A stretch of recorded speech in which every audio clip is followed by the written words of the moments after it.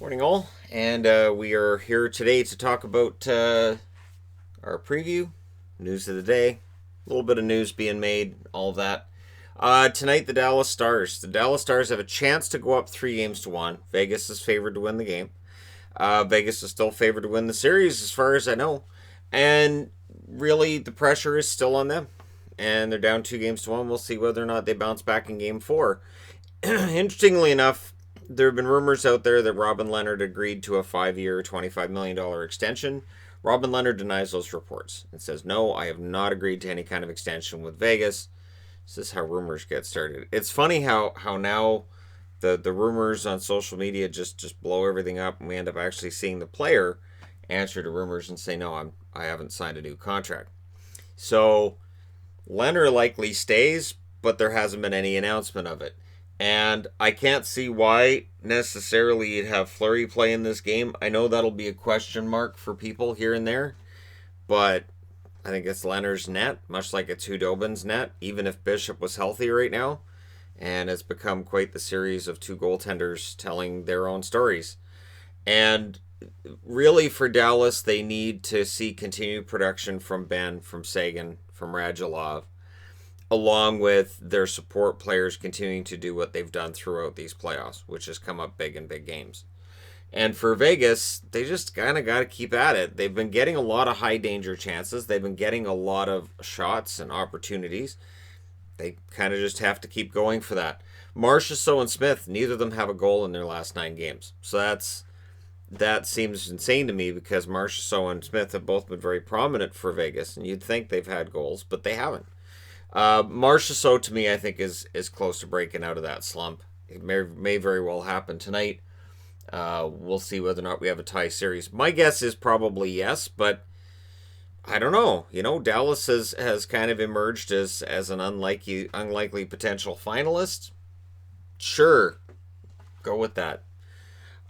It is bizarre. It is bizarre to me as a person who's followed Dallas for years that this is the team that could potentially end up going to the Stanley Cup Finals, because they've had, I think, better teams. I look back to 2015, 2016.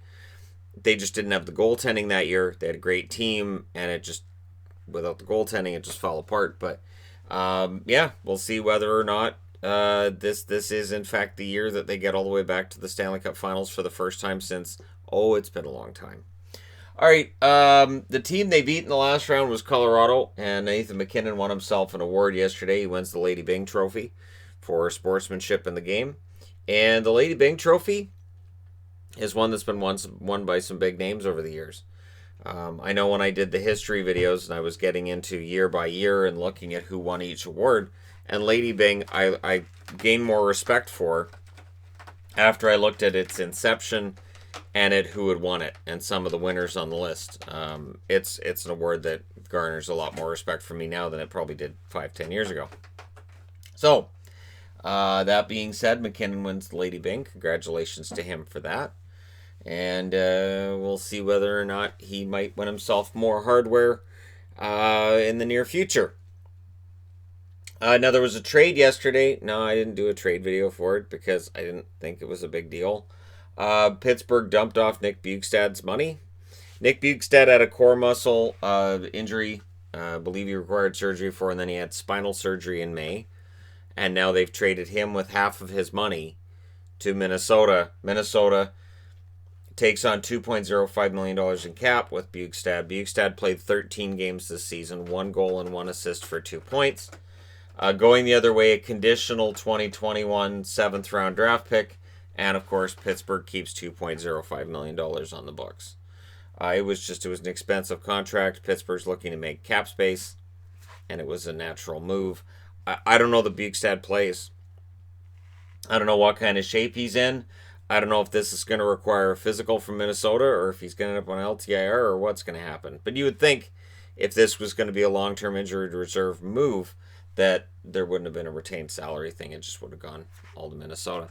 Anyways, all the best to Nick Bjugstad, and hopefully he can return next season, whenever that may be.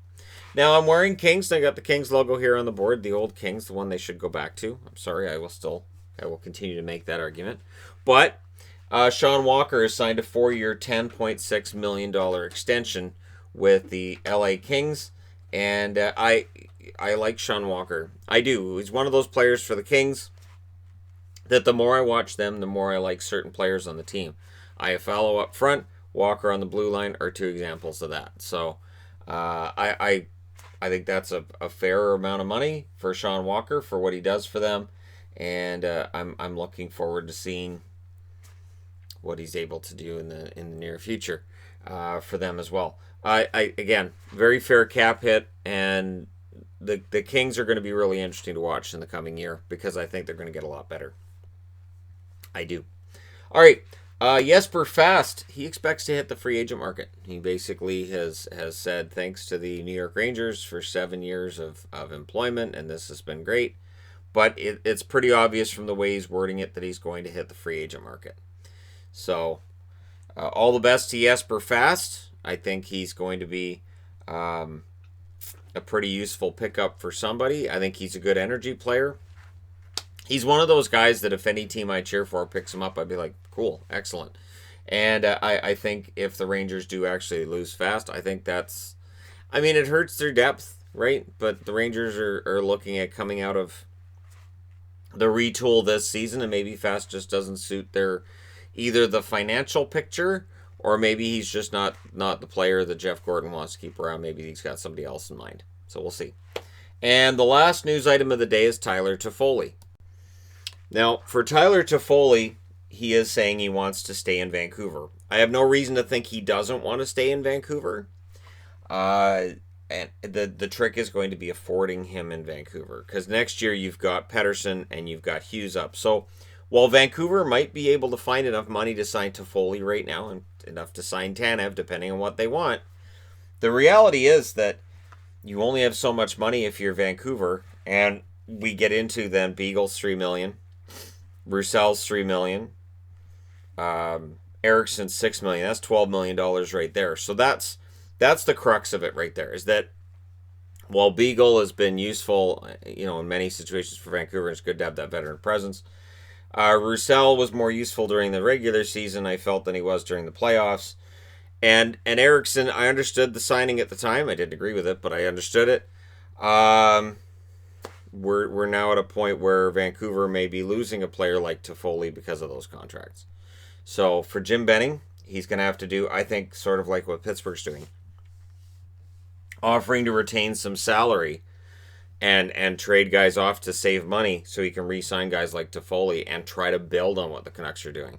Because the one danger of the salary cap crunch that's coming Vancouver's way both this offseason and the next one is that your bad contracts now make it so that it's harder to make that next step forward. And you may end up in a situation like some of the other teams in the league where you've got some really good young pieces, but you're not surrounding them with the right players in order to succeed, and you're just kind of spinning your wheels. So as much as I've enjoyed Vancouver's run in the summer and this going through Minnesota and St. Louis and all of that wonderful stuff, I'm also realistic that it's just as great as that looked, it can easily fall apart if the right moves aren't made from here. You need to be able to build from that. So hopefully Benning's able to do that. Let me know your thoughts in the comment section below regarding any of these news items. And who you think's going to win the game tonight between Dallas and Vegas. And, of course, tomorrow's game is a matinee game. It's on at noon my time, which is 3 o'clock Eastern. So that'll be a little bit different.